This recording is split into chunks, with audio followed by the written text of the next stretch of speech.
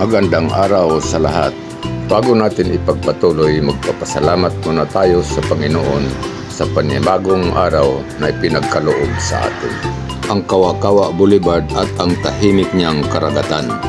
Kawa-Kawa Boulevard is also known as Artilim Boulevard. Is a popular spot by the sea in Zamboanga City. It's perfect for a morning jog or run. A favored destination for those who seeking leisure by the sea. Sa harap ng Kawa-Kawa Boulevard, ating nakikita ang Santa Cruz Island at naaaninag ang isla at mountainous view of Basilan Province.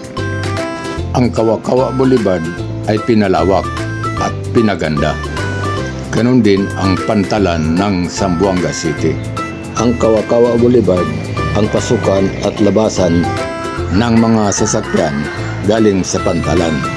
Sa bahaging ito ng Kawa-Kawa o Artilim Boulevard ay pinalawak. Nilagyan muna ng malalaking bato bago naging ganito at magkaroon ng Boulevard Park of Zamboanga City.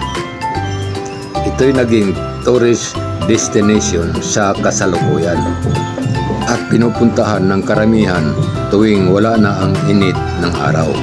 Hanggang dito na lang. Salamat po.